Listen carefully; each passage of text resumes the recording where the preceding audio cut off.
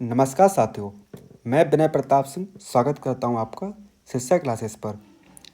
हमने जो सीरीज़ शुरू की थी आपकी सीटेट पेपर 2 की साइंस प्रीवियस ईयर क्वेश्चंस की सीरीज़, आज उस सीरीज़ में हम देखेंगे जो आपका एग्ज़ाम हुआ था 19 जनवरी 2023 को। इस एग्ज़ाम में कौन से क्वेश्चंस आए हुए थे आपके और उनको एनसीईआरटी द्वारा क्या एक्सप्लेन किया जाएगा।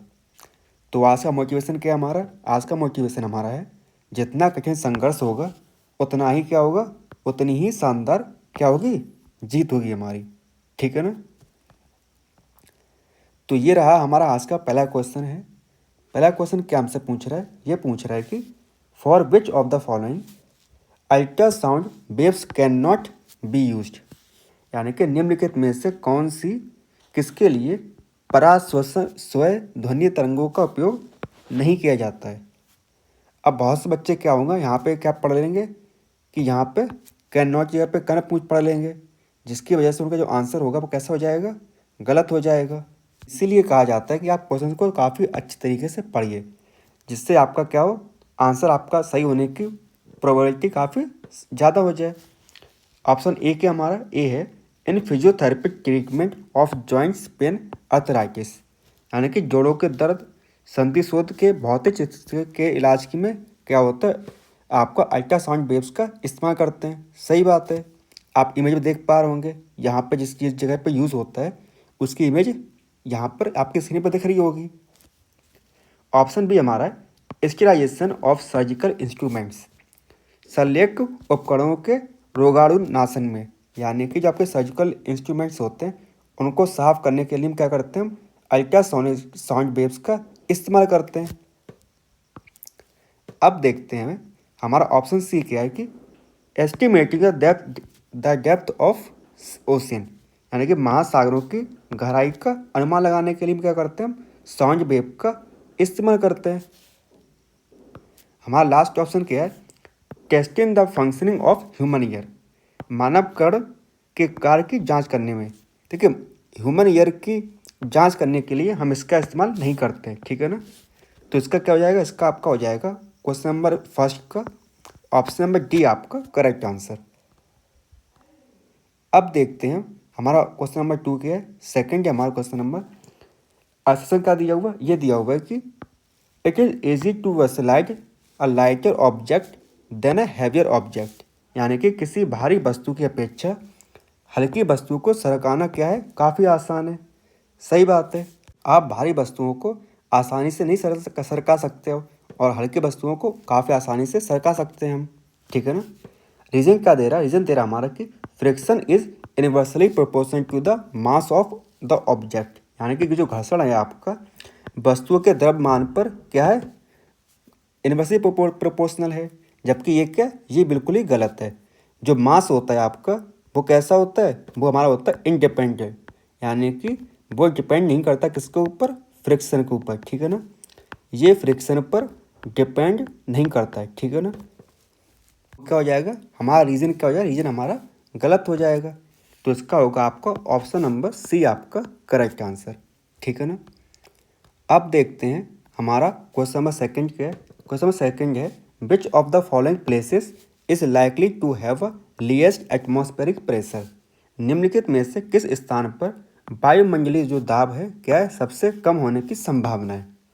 ऑप्शंस क्या क्या हमारे पास में, हमारा पहला ऑप्शन है चेन्नई, ऑप्शन बी है हमारा लेह, कोटा एंड शिमला। तो क्या हो जाएगा, इसका हो जाएगा हमारा जो लेह होगा, कौन सा, लेह आपका करेक्ट आंसर है। तो क्वेश्चन नंबर थर्ड का आपका हो जाएगा ऑप्शन नंबर बी आपका करेक्ट आंसर। तो चलिए इसी बात आप बता दीजिए, जो आपका एटमॉस्फेरिक प्रेशर होता है उसकी एसआई यूनिट क्या होती है, क्या इसकी एसआई यूनिट क्या होती है, आप सभी को पता होगी। तो कमेंट करके जल्दी से बता दीजिए क्या होती है SI unit of atmospheric pressure. अब देखते हैं हम क्वेश्चन नंबर सेकंड क्या हमारा, क्वेश्चन नंबर फोर्थ है हमारा, क्या है which of the following statement is true, निम्नलिखित में से कौन सा कथन क्या है, सत्य है। हमारा ऑप्शन ए क्या है, ऑप्शन ए हमारा external fertilisation takes place in asexual reproduction, यानी कि जो आपका अलैंगिक जन प्रजनन होता है में बाहर निषेचन होता है। देखिए बाहर निषेचन के लिए आपका क्या होना चाहिए, एक्सटर्नल फर्टिलाइजेशन होना चाहिए। परंतु ये बात आप जानते हैं कि ए सेक्सुअल में जो होता है क्या होता है, ए सेक्सुअल में सिर्फ हमें एक पेरेंट की जरूरत पड़ती है। किसकी पड़ती है, आपको एक पेरेंट की आवश्यकता होती है।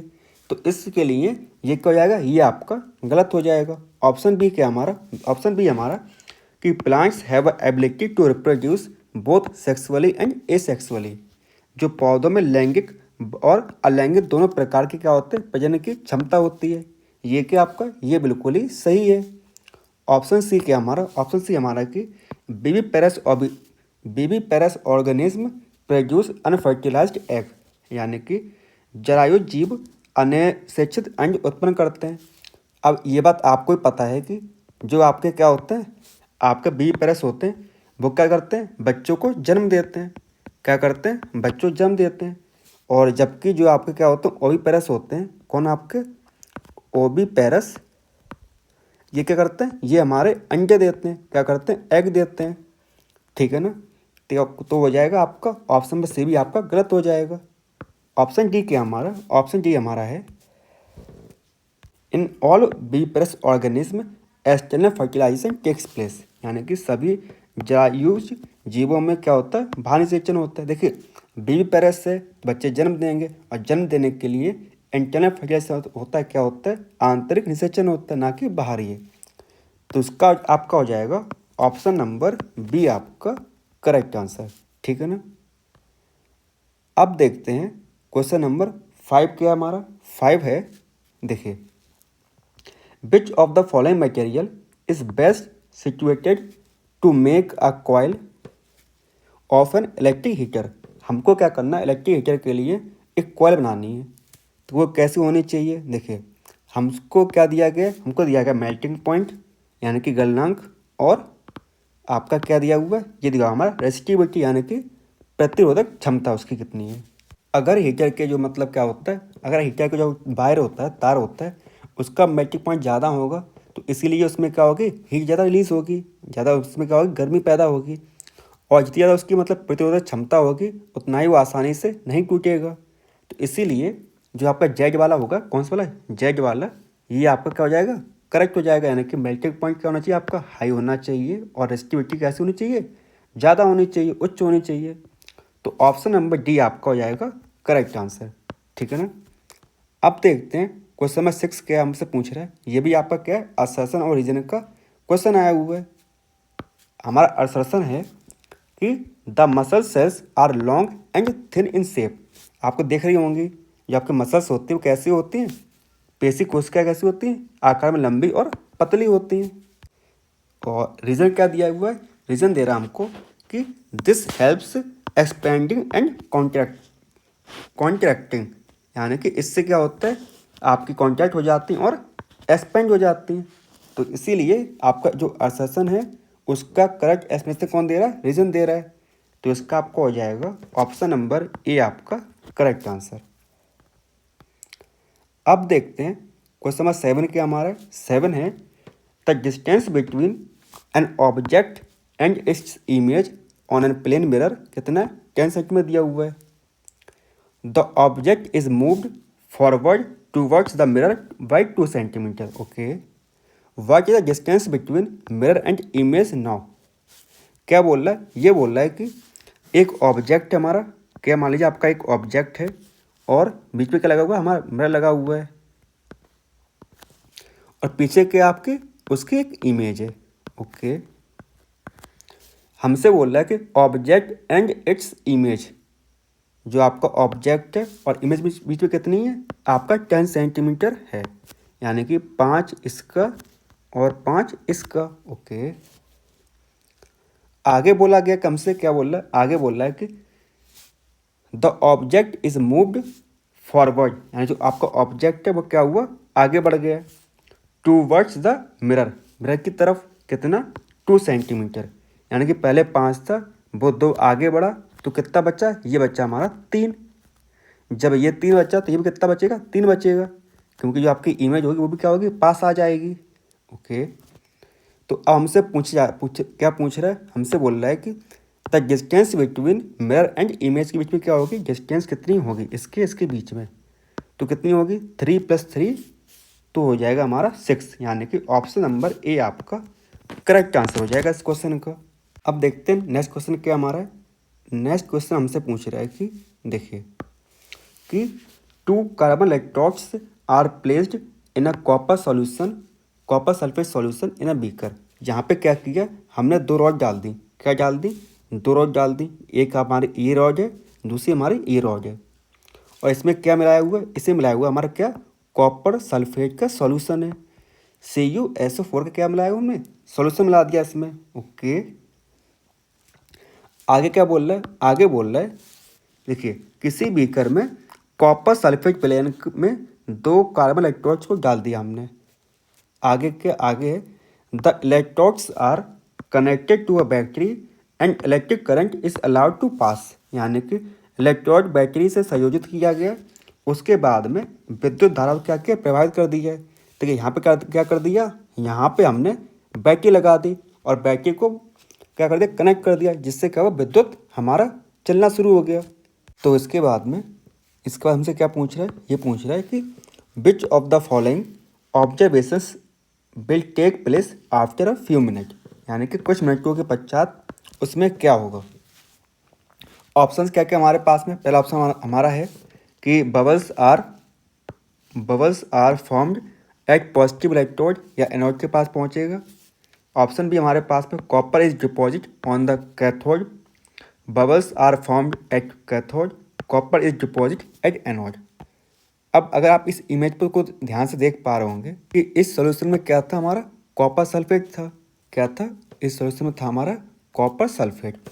अब ये बात आप जानते हो जब आपका कॉपर सल्फेट होगा वो जब ब्रेक होगा, यानी कि जब उसमें क्या होगा ब्रेक होगा तो किस पे जाएगा, वो जाएगा आपका Cu2 पॉजिटिव प्लस SO4 2-, ठीक है ना, ये तो सबको पता होगा ना यहाँ पे। उसके बाद में जो कॉपर होगा आपका वो कहाँ पे जाएगा, वो जाएगा आपका किसके ऊपर कैथोड के ऊपर, और जो आपका क्या होगा आपका जो बबल्स होंगे वो कहाँ देखने को मिलेंगे, वो देखने को मिलेंगे हमको कहाँ पे कैथोड के पास में, ठीक है ना। तो इसीलिए इसका जो आंसर होगा वो क्या हो जाएगा आपका ऑप्शन नंबर बी आपका करेक्ट आंसर हो जाएगा। अब देखते हैं हमें क्वेश्चन नंबर 9 क्या हमारा है। क्वेश्चन नंबर 9 हमसे पूछ रहा है कि which of the following statement is not true regarding thunder stones, यानी कि त्वरित संख्या के संदर्भ में कौन सा कथन सत्य नहीं है। हमारा ऑप्शन ए है कि जो आपका थंडर स्टॉर्म्स होते हैं usually takes place in a hot and humid areas, यानी कि कहाँ पे होते हैं जहाँ पे गर्म और आर्द्र क्षेत्रों में क्या होते हैं उत्पन्न होते हैं क्या आपके होते हैं थंडर स्टॉर्म्स, ठीक है ना। तो ये क्या है, तो बिल्कुल सही बात है कि जहाँ पर नमी होगी, जहाँ पे क्या होगा गर्मी काफ़ी ज़्यादा होगी और उमस होगी, वहाँ पे क्या होगा थंडर स्टॉर्म्स पैदा होंगे। ऑप्शन भी हमारा है कि thunder storms rains are accompanied by high speed winds and lightning, यानी कि जो आपका तंत्र संख्या में क्या होगा तेज गति वाले पवनों एवं विद्युत क्या होगी चमक होगी, ठीक है ना, और साथ में क्या होगी बारिश भी होगी। अगर आपने थंडर स्टॉर्म देखा हो तो आपको पता होगा कि वहाँ पे क्या होता है बारिश के साथ में हाई स्पीड विंड्स चलती है, हवाएं चलती हैं काफ़ी तेज़ी से और बिजली कड़कती है। तो ये भी क्या होगा, ये भी आपका सही हो गया। और हमसे क्या पूछा गया, हमसे पूछा गया है कि कौन सा सही नहीं होगा, सत्य नहीं है। ऑप्शन सी क्या हमारा, ऑप्शन सी हमारे पास में thunder storms can become cyclones, यानी कि त्वरित संख्या चक्रवात में परिवर्तित हो सकती हैं। अगर ये काफ़ी तेज मतलब और ज़्यादा बढ़ जाती हैं तो क्या बन जाएगा, ये बन जाता है आपका क्या चक्रवात, यानी कि क्या बन जाएगा आपका साइक्लोन बन जाएगा। तो ये भी आप क्या हो गया, ये भी हमारा सही हो गया।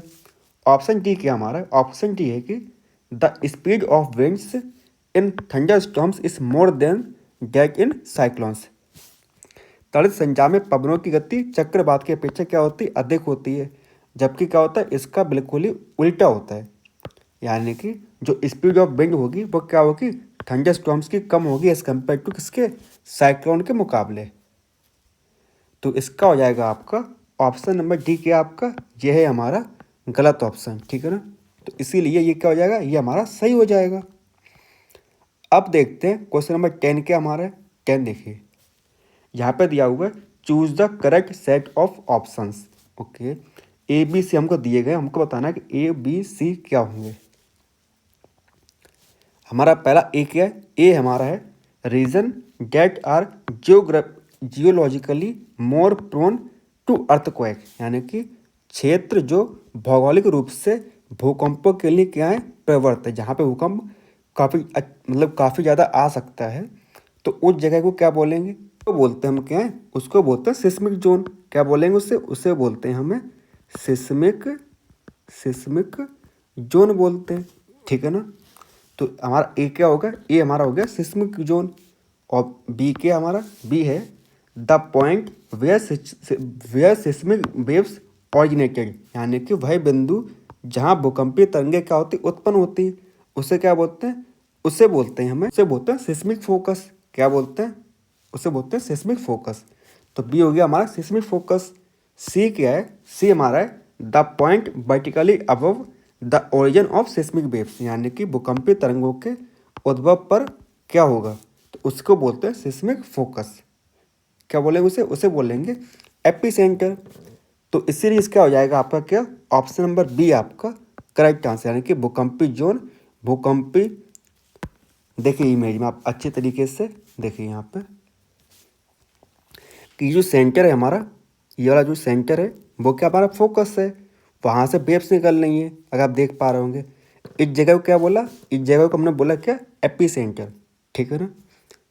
और जब ये काफ़ी तेज़ी से बढ़ जाएंगे तो क्या आ जाएगा, यहाँ पे आ जाएगा आपका भूकंप। कोई दिक्कत नहीं होनी चाहिए आपको। चलिए अब देखते हैं क्वेश्चन 11 क्या हमसे पूछ रहा है। देखिए 11 हमारे पास है कि a car moves with the speed of 60 kilometres per hour for first half an hour, यानी कि पहले कार चलती है कितना, 60 किलोमीटर पर आवर की स्पीड से, ठीक है ना। कितना, आधा घंटा, कितना आपका 30 मिनट। उसके बाद क्या है, बोला गया है कि with the speed of 45 kilometres in the next half an hour, उसके बाद भी चल रही हमारी कितनी, 45 किलोमीटर पर आवर की स्पीड से कितना, 30 मिनट।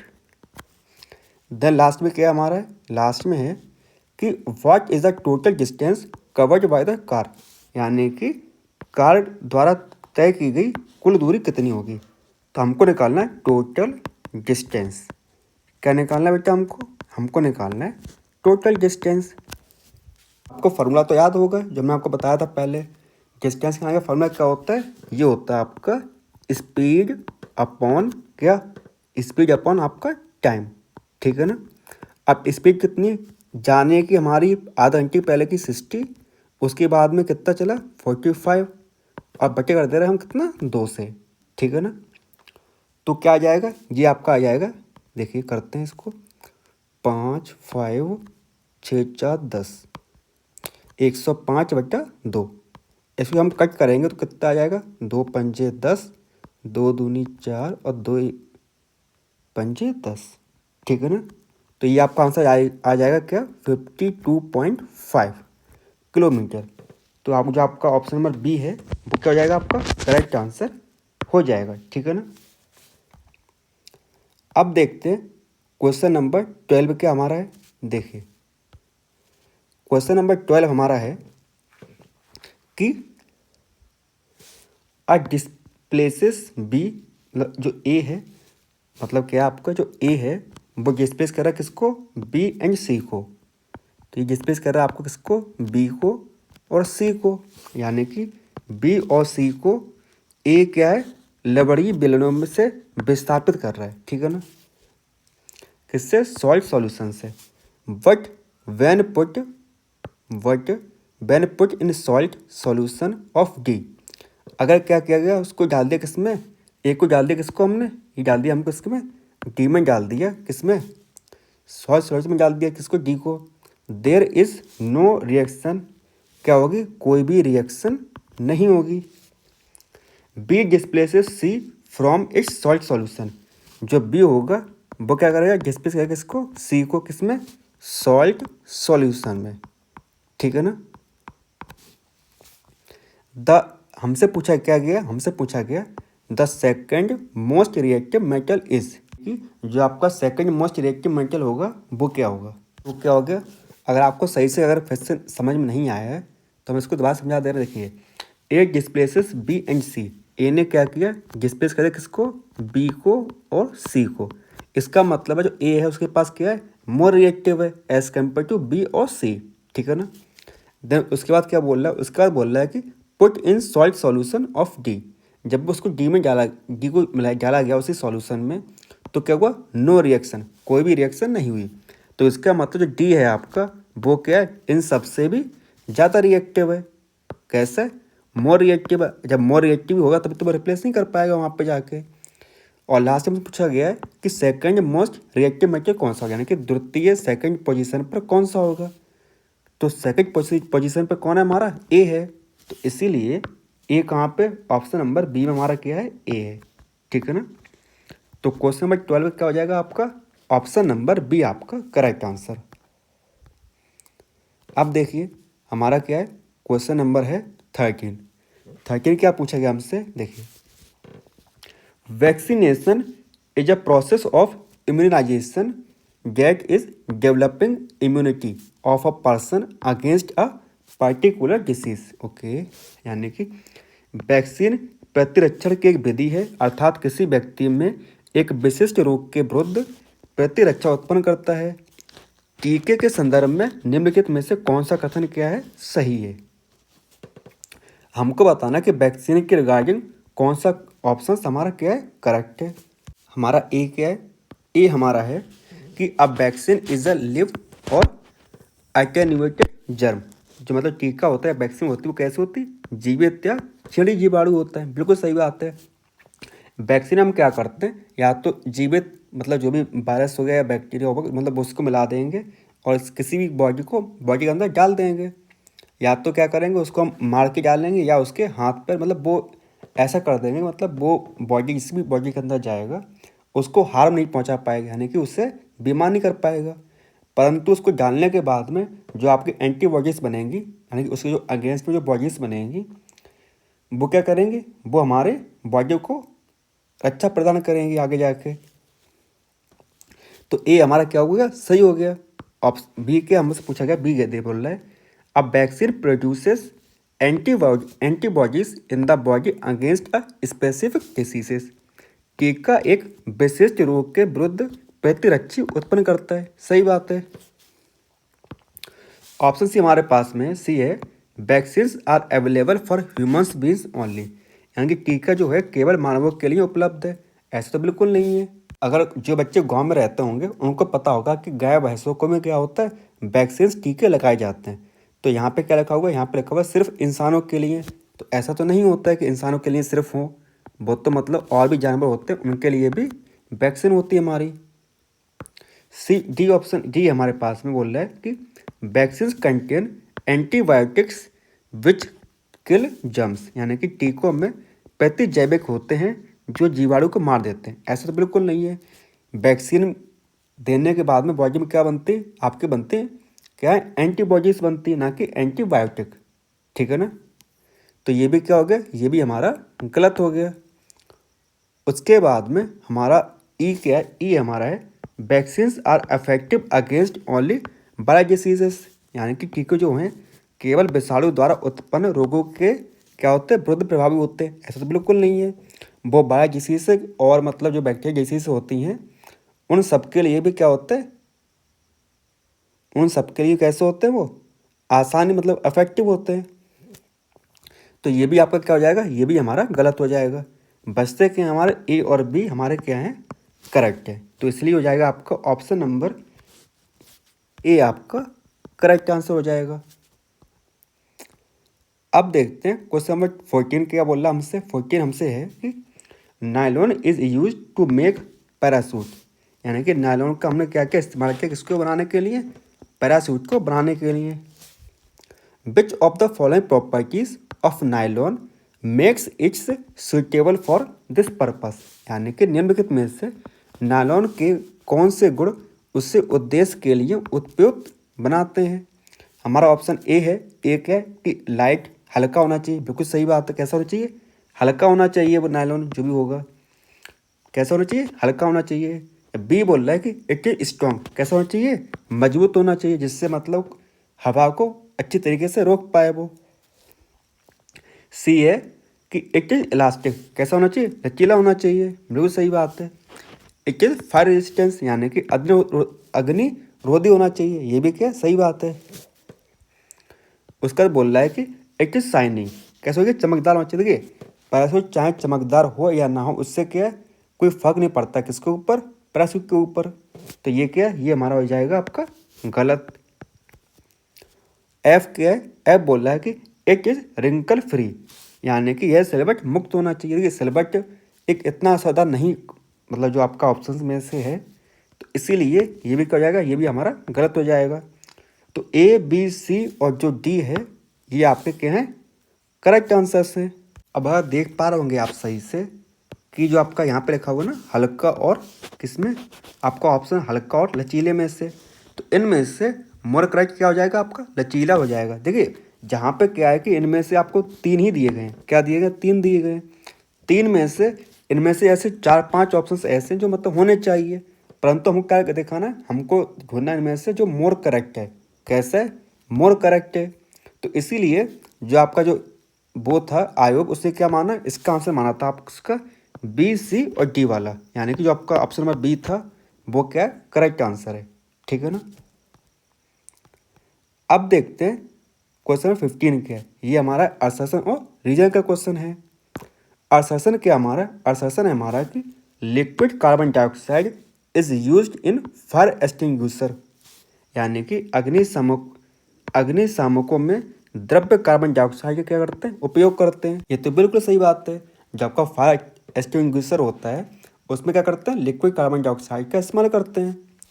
रीजन क्या दे रहा है? रीजन दे रहा है हमारा कि carbon dioxide is lighter than oxygen and hence cut off oxygen supply, यानी कि जो कार्बन डाइऑक्साइड होता है वो कैसा होता है, ऑक्सीजन से हल्की होती है और इसीलिए ऑक्सीजन की आपूर्ति क्या करता है, अवरोध उत्पन्न करता है। जबकि क्या होता है, इसका ही उल्टा होता है। जबकि कार्बन डाइऑक्साइड होती है CO2, कार्बन डाइऑक्साइड कैसी होती है आपकी, हैवियर देन किससे, हैवियर देन होता है किससे, ऑक्सीजन से। ठीक है ना। तो जो आपका रीजन कथन है वो क्या हो जाएगा, कथन हमारा हो जाएगा गलत, और जो आपका असर्शन है वो हो जाएगा आपका करेक्ट। तो इसका हो जाएगा आपका ऑप्शन नंबर सी आपका करेक्ट आंसर। अब देखते हैं हमारा क्वेश्चन नंबर 16 क्या है।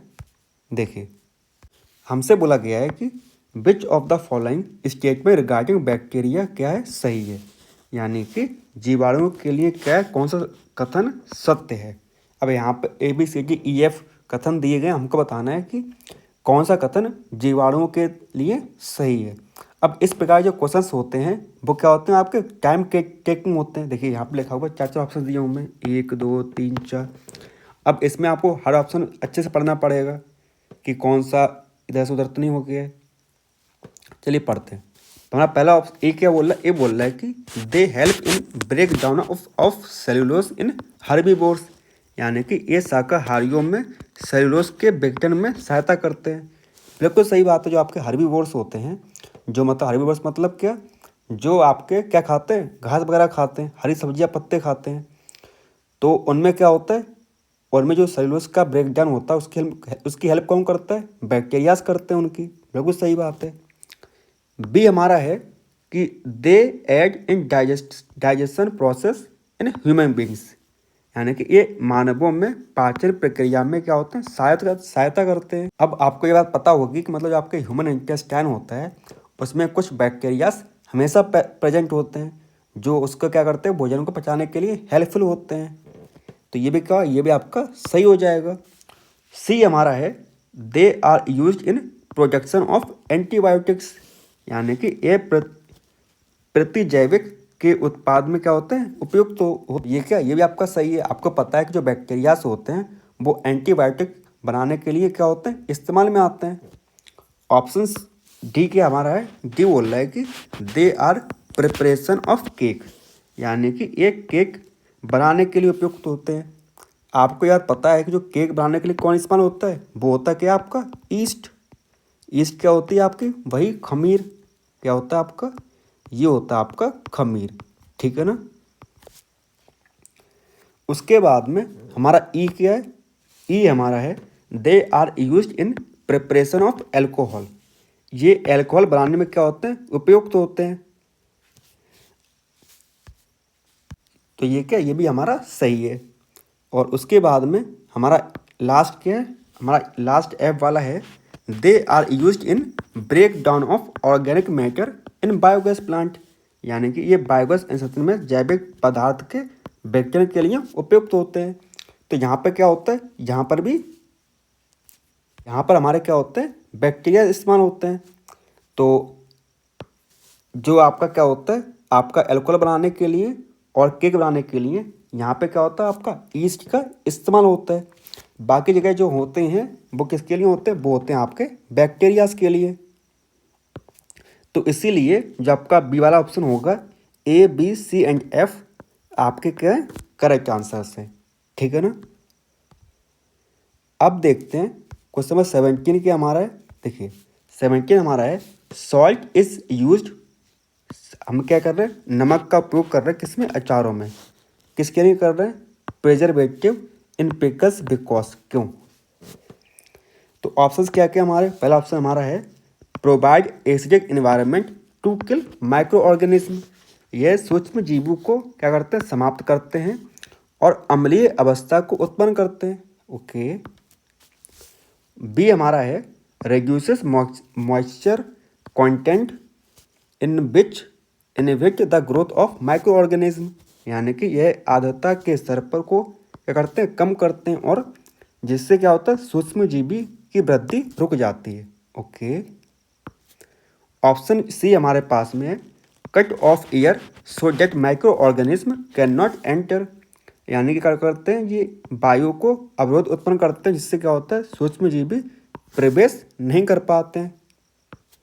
ऑप्शन डी हमारे पास में contain chemicals which kill micro organism, यानी कि इसमें ऐसे रसायन होते हैं जो सूक्ष्म जीवों को क्या करते हैं, समाप्त करते हैं।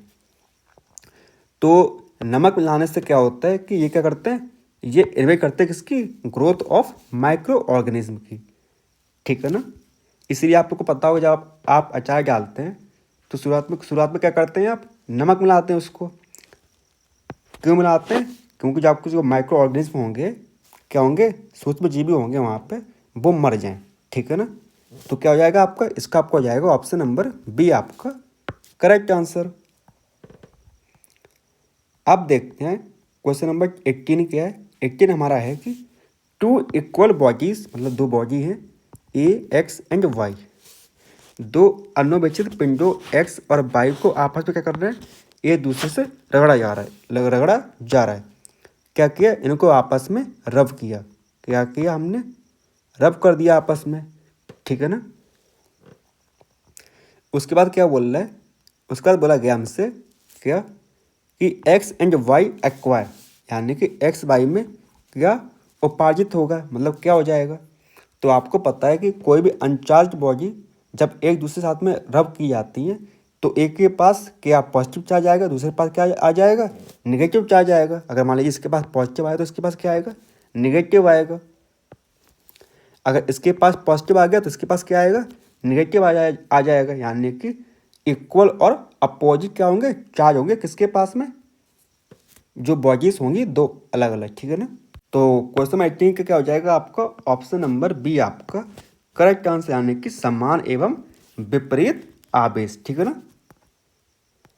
अब देखते हैं क्वेश्चन नंबर 19 क्या, देखिए 19 को क्या दिया, ब्लड सेल्स दी हुई हैं जहाँ पर, यानी कि कोई रक्त कोशिकाएं हैं ए बी और सी, हमको पहचानना है कि ए क्या होगा, बी क्या होगा और सी क्या होगा, ठीक है ना। जहाँ पर लिखा हुआ है कि ए क्या, ए हमारा है डिस्क शेप, यानी कि डिस्क के आकार का। अगर आप इमेज पे देख पा रहे होंगे सही से, तो जो आपके जो आरबीसीस हैं क्या हैं आपके, जो आपके रेड ब्लड सेल्स हैं वो कैसे हैं, डिस्क के समान है। और जो आपके WBC हैं उसका शेप कैसा है, अलग अलग प्रकार के हैं। और प्लेटलेट्स कैसी हैं आपकी, देखिए ये किस प्रकार की हैं, किस शेप की हैं, ठीक है ना। चलिए तो हम देखते हैं हमारे ऑप्शंस क्या क्या हैं। देखिए तो ए तो पक्का क्या होगा, ए हमारा हो जाएगा क्या, RBC। तो RBC कहाँ पे लिखा हुआ है, ये लिखा हुआ है 1 पे, और कहाँ पे लिखा हुआ है, ये लिखा हुआ है यहाँ पे। तो बाकी जो आपके ऑप्शन है वो क्या होंगे, वो तो हमारे क्या हो जाएंगे, गलत हो जाएंगे। यानी कि ए पे क्या है, RBC है। तो ए नंबर क्या आ जाएगा हमारा, ए पे आ जाएगा हमारा RBC, ठीक है ना।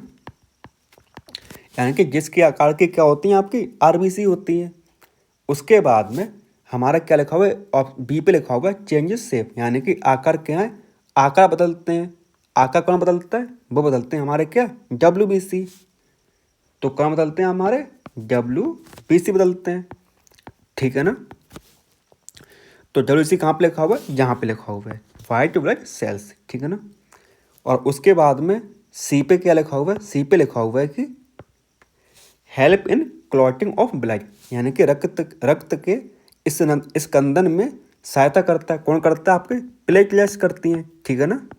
कौन करता है, आपका प्लेटलेट्स करती हैं। तो इसका हो जाएगा आपका ऑप्शन नंबर बी आपका करेक्ट आंसर, ठीक है ना। अब देखते हैं क्वेश्चन नंबर 20 क्या है। देखिए 20 हमारा है कि अ temperature of a water in a large container कितना, 50 डिग्री सेल्सियस, यानी कि किसी बड़े पात्र में जल का तापमान कितना, 50 डिग्री सेल्सियस है। मान लीजिए ये क्या हमारा एक बड़ा सा क्या है, ये हमारा मतलब कंटेनर है, कोई बड़ा पात्र है जिसका टेम्परेचर कितना है, इसका टेम्परेचर है 50 डिग्री सेल्सियस। ओके, आगे बोला जा रहा है हमसे क्या, Anita fill this water in 250 ml beaker A and 750 beaker B up to rim. यानी कि अनीता क्या कर रही है, इस जल को 250 ml के बीकर ए और 750 ml के बीकर में ऊपर तक भर देती है। कहने का मतलब ये है, तो इसमें से जो पानी था 1 लीटर कितना था इसमें, 1 लीटर जो पानी था इसमें उसने क्या किया, 2 अलग अलग बीकर में डाल दिया। एक में डाला उसने कितना 250 ml, उसमें डाल दिया कितना 750 ml। यानी कि यहाँ पर ए था, इसमें बी वाला था हमारा, कोई दिक्कत यहाँ तक नहीं होनी चाहिए। उसके बाद पूछा गया है कि which of the following statement is correct, इनमें से कौन सा कथन सही होगा। तो ए हमारा क्या है, देखिए ए बोल रहा है कि the temperature of a water in A and B कैसा होगा, सेम होगा। ए और बी में जो जल का तापमान कैसा होगा, एक समान होगा। देखिए इन दोनों में से क्या हुआ, निकाला गया है। इन दोनों किससे निकाला गया है, ये यहाँ से निकाले गए हैं। जो टेम्परेचर होगा, टेम्परेचर कैसा होगा बेटा, टेम्परेचर होगा हमारा कैसा, सेम, ठीक है ना। तो क्या होगा, टेम्परेचर हमारा सेम हो गया। उसके बाद क्या है, बी है हमारे पास में कि the amount of heat A and B कैसा सेम। देखिए हीट का अमाउंट सेम नहीं होगा, ठीक है ना, क्योंकि एक में क्या ज़्यादा पानी है और एक में कम पानी है। तो ये आपको हो जाएगा गलत। ऑप्शन सी में क्या है, सी बोल रहा है कि the temperature of water A is less than that water in B, यानी कि टेम्परेचर ए का है वो क्या है, कम है किसके मुकाबले, बी के मुकाबले। तो ये भी क्या, ये भी गलत है, क्योंकि जो बी वाला है उससे पानी ज़्यादा है, ठीक है ना। जब पानी ज़्यादा है तो हीट क्या होगी, ज़्यादा होगी उसके पास में। तो क्या हो जाएगा, टेम्परेचर जो बी का होगा वो ज़्यादा होगा किसके मुकाबले, ए के मुकाबले। यानी कि क्या बोल रहे हैं कि ए में जल की ऊष्मा की मात्रा क्या होगी, अधिक होगी, बी के जल की ऊष्मा के मात्रा से कम, ठीक है ना। इसके मुकाबले इसमें क्या होगी, ज़्यादा होगी। तो कोई दिक्कत, इसका हो जाएगा हमारा ए एंड डी आपका करेक्ट आंसर, ठीक है ना। अब देखते हैं हमारा क्वेश्चन नंबर 21 क्या बोल रहा है। देखिए क्वेश्चन नंबर 21 हमारा है कि in order to promote solving skills in learner, यानी कि अधिगमकर्ताओं में समस्याएं समाधान कौशल को प्रोत्साहन देने के लिए यह महत्वपूर्ण है कि उन्हें ऐसे अवसर प्रदान किए जाएं जिससे वे क्या करें। It's important to that they are given opportunities. तो आप किस प्रकार से बच्चे को अपॉर्चुनिटीज़ देंगे। सबसे पहले लिखा होगा यहाँ पे perform experiments in the manner presented only in text book, यानी कि जो केवल पाठ्य पुस्तकों में निर्देशित जो प्रयोग हैं उनका क्या कर रहे हैं हम इस्तेमाल कर रहे हैं। हमारा बी क्या है बी हमारा है डिस्कवर कॉन्सेप्ट्स थ्रू एक्सप्लोरेशन, यानी कि अन्वेषण द्वारा संप्रतियों क्या करने की खोज कर पाएँ। सी हमारा है कि take extra class in science, विज्ञान की अतिरिक्त कक्षाएं लें। देखिए कक्षाएं ऐसे लेने से तो मतलब इतना कुछ फर्क बच्चों पर नहीं पड़ेगा। डी हमारा है कि लर्न थ्रू एडवांस्ड सॉफ्टवेयर, अग्रमणी प्रक्रिया यानी कि सॉफ्टवेयर से क्या करें सीखें। देखिए सीखना अच्छी बात है, लेकिन एकदम छोटा बच्चा हमारे पास में तो एकदम उसे सिखा नहीं सकते हैं। तो हमारी जो फाइट हो रही है किस में हो रही है, ऑप्शन ए और बी में, यानी कि केवल पाठ्य पुस्तकों में निर्देशित प्रयोगों का करें निष्पादन करें। और ऑप्शन बी है कि अन्वेषण द्वारा संप्रत्ययों की खोज कर पाएँ, इस प्रकार बच्चों समझाएं। तो इसका हो जाएगा आपका ऑप्शन नंबर बी आपका करेक्ट आंसर, ठीक है ना। अब देखते हैं क्वेश्चन नंबर 22 के हमारा। देखिए क्वेश्चन 22 हमारा है कि observation is a very important process skills in science. जो हमारा क्या है विज्ञान में अवलोकन एक अति महत्वपूर्ण क्या है प्रक्रिया है। Okay, which of the following statement are true regarding observing in science, यानी कि अवलोकन के संदर्भ में निम्न में से कौन सा कथन क्या है सही है। चलिए देखते हैं। हमारा ऑप्शन ए है। ए क्या बोल रहा है, ए बोल रहा है it involve only seeing with eyes, यानी कि यह नेत्रों द्वारा केवल देखने का कार्य। सही बात है। कैसा है, तो ये क्या, ये केवल आप आंखों से देखने से इतना कोई मतलब इस पर फर्क नहीं पड़ेगा, ठीक है ना। तो बी क्या हमारा, बी हमारा है कि it helps in gathering first hand information, यानी कि यह प्रथम प्रत्यक्ष सूचना को क्या कर रहा है एकत्र करना में क्या कर रहा है हेल्प कर रहा है कि बच्चा कितना सीख पा रहा है, अपनी सूचना इन्फॉर्मेशन को इकट्ठा कर पा रहा है। सी हमारा है इट इज़ अनबायस्ड, यानी कि ऑब्जेक्टिव्स, यानी कि ये क्या है यह निष्पक्ष एवं कैसा है वस्तुनिष्ठ है। ये क्या हो जाएगा, ये तो हमारा बिल्कुल सही बात है। जो आपका क्या होता है ऑब्जर्वेशन होता है वो कैसा होता है अनबायस्ड होता है और ऑब्जेक्टिव होता है। ऑप्शन सी डी हमारा बोल रहा है कि it involves only describing what is it is, इसमें केवल यह क्या है का वर्णन शामिल है। बिल्कुल सही बात है। जो आपका ऑब्जर्वेशन जो प्रक्रिया होती है उसमें क्या होता है साइंस के लिए ये बोला जाता है कि यह क्या है, ठीक है ना। तो ये भी आपका क्या हो जाएगा, ये भी हमारा सही हो जाएगा। और डी क्या है, डी है कि इट में नीड सोफिस्टिकेटेड इंस्ट्रूमेंट्स, यानी कि इसके लिए परिष्कृत उपकरणों की क्या आवश्यकता होनी चाहिए। देखिए अलग अलग प्रकार के इंस्ट्रूमेंट्स लेके आएंगे, उससे क्या होगा बच्चा एकदम तो सीख नहीं पाएगा। तो ये क्या हो जाएगा, ये हमारा गलत हो जाएगा। तो सी और डी कहाँ पे लिखूँ मैं, जहाँ पे लिखूँ मैं हमारा क्या है सी और डी, सी और डी। तो इसमें हो जाएगा कि it helps in gathering first information. तो जो आपका एक प्रथम प्रत्यक्ष सूचना को एकत्र करने में क्या करता है हेल्प करता है आपका क्या ऑब्जर्वेशन। जो बच्चा देखेगा अपनी आंखों से वो सीखेगा। और यहाँ पे लिखा हुआ ओनली, देखिए पेडागोजी में जो आपका जो शब्द होते हैं ना ओनली, यानी कि केवल यही काम कर रहा है, तो ये वाले जो ऑप्शंस होते हैं मेजॉरिटी ऑफ टाइम कैसे होते हैं गलत होते हैं आपके। तो उसमें आप कभी भी आंसर मत लगाइएगा अगर आप पूरी तरीके से कैसे हो श्योर ना हो। तो इसका आपको हो जाएगा ऑप्शन नंबर डी आपका करेक्ट आंसर। अब देखते हैं हमें नंबर 23 के हमारा। देखिए क्वेश्चन 23 हमारा है कि which of the following statement regarding scientific knowledge is true,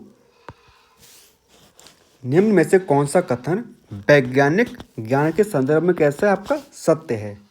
चलिए देखते हैं ऑप्शंस क्या क्या हमारे पास में। Scientific knowledge is subject to periodically revision in the light of new evidences, यानी कि वैज्ञानिक ज्ञान का नवीन प्रमाण के प्रकाश में समय समय पर पुनरावलोकन करना। ओके। बी हमारा बोल रहा है कि scientific knowledge is not influenced by culture. तो बोला जा रहा है कि जो वैज्ञानिक ज्ञान है संस्कृति द्वारा प्रभावित नहीं होता है। बिल्कुल होता है, वैज्ञानिक जो ज्ञान होता है हमारा, किस प्रकार से आपकी कल्चर चल रहा है, संस्कृति चल रही है, उस प्रकार से वो प्रभावित होता है। हमारा सी है कि scientific knowledge is objective and unbiased. देखिए, जो वैज्ञानिक ज्ञान होता है वो कैसा होता है, वस्तुनिष्ठ एवं निष्पक्ष होता है। तो ये क्या, ये भी इतना सही तो है परंतु इतना भी सही नहीं है, ठीक है ना। हमारा डी क्या है, डी हमारा बोल रहा है कि scientific knowledge is focus only. यहाँ पे क्या आ गया हमारा, एक शब्द आ गया किसका, ऑनली। वैज्ञानिक ज्ञान केवल वर्तमान समस्याओं को समाधान खोजने पर केंद्रित होता है। देखिए, जो वैज्ञानिक ज्ञान होता है मतलब फ्यूचर को भी सोचता है और पास्ट के बारे में भी सोचता है कि कैसे क्या गलती हमसे होगी, इससे वजह से हमारा फ्यूचर क्या हो गया, खराब होने वाला है। तो इसीलिए जो इसमें जो सही है, देखिए जो आपका जो ऑप्शन सी और ए जो है दोनों सही हो सकते हैं, मतलब ए और सी में से। परंतु जो आपकी जो सीबीएसई जो है आपके एग्जाम बॉडी, उसने क्या माना है, उसने माना है कि इसका क्या होगा, आपका ऑप्शन नंबर ए आपका करेक्ट आंसर होगा, ठीक है ना। कोई दिक्कत यहाँ तक। चलिए अब बढ़ते हैं क्वेश्चन नंबर 24 की तरफ।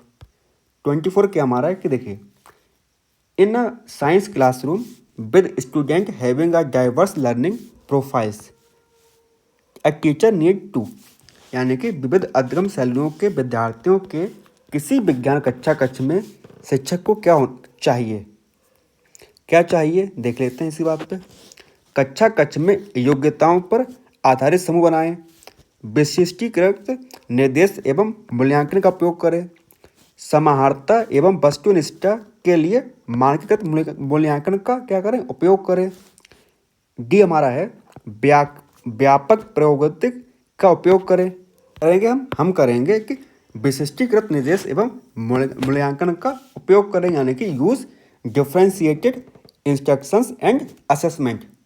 तो 24 का आपको हो जाएगा ऑप्शन नंबर बी आपका करेक्ट आंसर। अब देखते हैं क्वेश्चन नंबर 25 क्या है हमारा।